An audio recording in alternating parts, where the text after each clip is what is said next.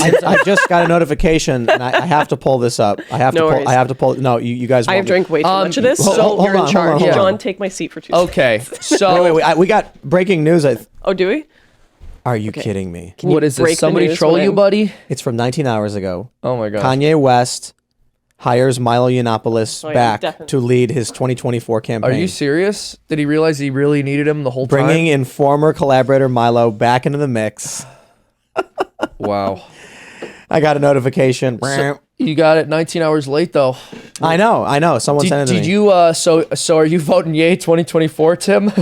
I don't know, man. You know, it's tough because I don't know if Ye actually is properly thought out his positions. You know, like he said all that stuff about Hitler. Those are kind of alarming things. I'm kind of like, I'm wondering if he's thought things. You know, what's funny is a lot of people came to his defense over that. And like his point was that he as a Christian loves everybody. Mm-hmm. And I'm like, I understand the attempt, but for the love of all that is holy, there are people who are evil. Mm-hmm. And like, come on, man. Mm-hmm. You know, but Ian tried defending Ye after that happened, saying he's trying to say he's a good Christian and he loves everybody. And I'm like, I get it, but some people, like, dude, what are you talking about? Like, and what I can't stand is how the left often just isolates Hitler, Stalin, Che Guevara, Mao Zedong. I mean, like, there are just very, very evil, demonic people who must be stopped. And look. Well, there's some... Did Hitler like dogs? I'm sure. I don't consider that even a redeeming quality of the man. You know what I mean? For sure. But there's also something very bizarre about the fact that Hitler is the only evil person the left can identify in the 20th century. You know? Voldemort. And and Voldemort. So like, yes, obviously Hitler was a horrifically evil person. Stalin and Mao Zedong also were. It's just fascinating to me that there's only one person in the 20th century who we can all agree is evil. Stalin was also evil, but you've got tankies who will go off on, no, he wasn't that bad. And there are people on the left who won't say that they're tankies, but they'll effectively engage in genocide denial, the likes of which would get somebody called a neo-Nazi, but what they do it when they're talking about Stalin or Mao, so it's considered acceptable. There's no way he could have killed that many people. Okay, well, you're just a Holocaust denier at this point, right? Well, you know I'm really excited for?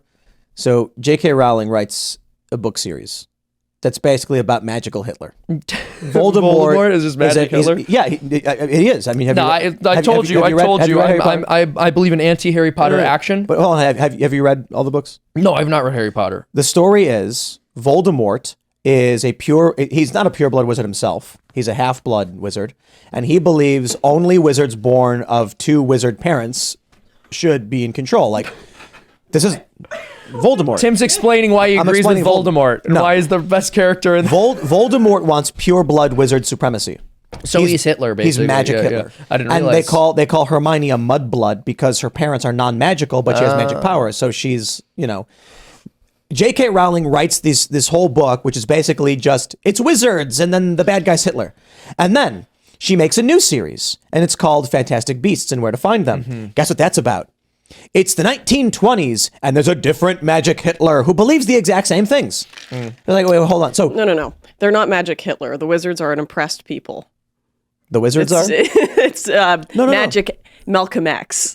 What, Voldemort is magic Hitler. Malcolmy. Right? No. Here's my point. Hold on. No, I think you're right. I am looking forward to now the new story that J.K. Rowling writes, the sequel to Harry Potter, where there is a roving band of transmogrifiers who are trying to forcefully turn the children of Hogwarts into animals. Yeah. And they're convincing the kids it's better to be an animal.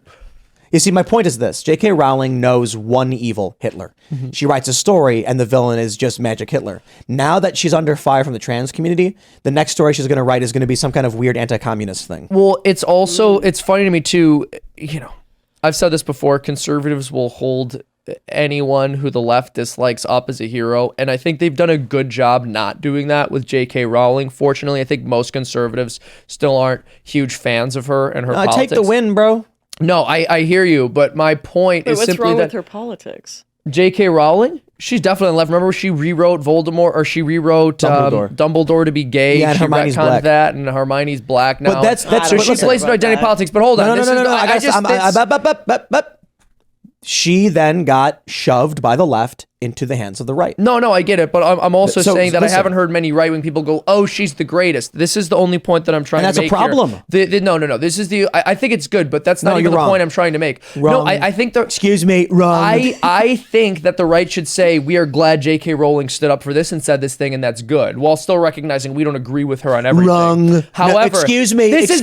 Quite frankly, Tim, you're disagreeing. Now I'm Fauci, you're Trump. The simple point I'm trying to make is, what J.K. Rowling said was, I don't think women should be called menstruators. She basically made a tweet about the fact that women shouldn't be called menstruator. And the left went, she's genociding people! It's a genocide! It's like, oh my goodness, that's all it took? That's all it took? She's on the left with basically every issue, but she said, please don't call me menstruator, which is fair. In a workplace, calling a woman menstruator will get you sent to HR. And now J.K. Rowling simply voicing on Twitter that on a wide social scale, she doesn't like that nomenclature. Do you want to win, Seamus? No. You don't know? I want to save my soul. Okay. Do you want to save the souls of other people? Yeah. Okay. So now I know where you're going with this. The largest intellectual property of our generation is the writer of that, who has just licensed the show to HBO. They're redoing Harry Potter as a series. Yeah. And it's going to be massive with 7 seasons like Game of Thrones. And they're going to... She needs to write the next chapters of this universe. And now that her mind has been opened to the horrors of the left, there's an opportunity for the right to say, absolutely, please hear what we have to say. And when the right approaches her with a delicious butterbeer and says, have a drink, she'll say, please explain.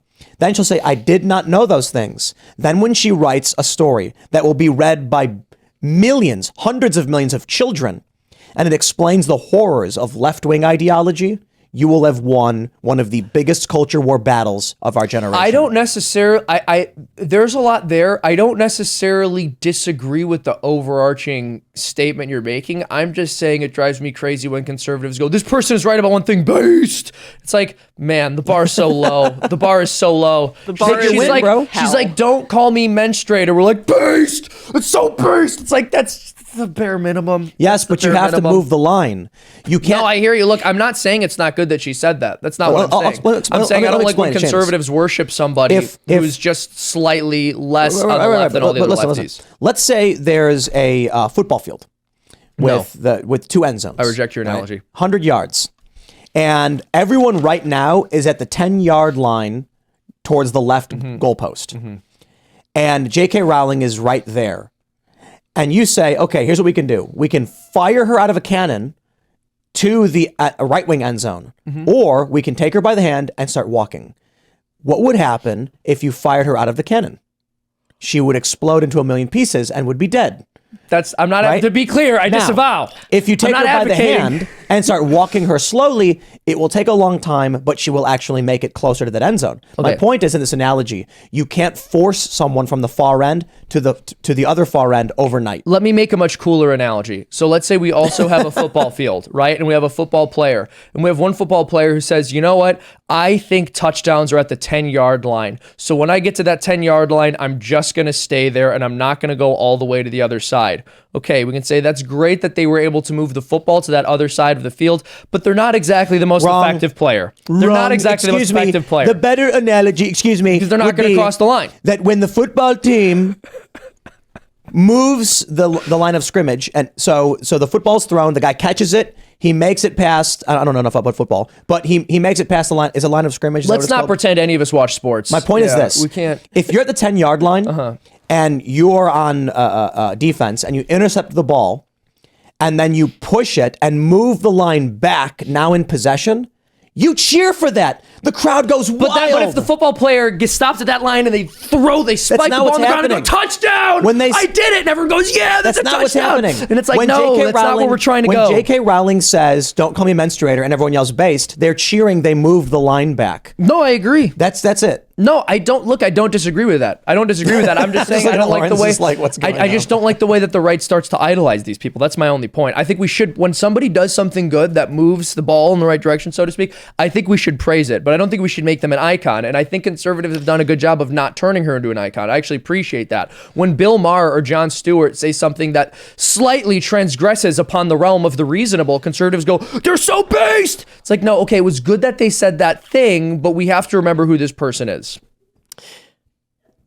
I'm just imagining you guys in an empty football stadium screaming at each other with the ball, trying to argue about this.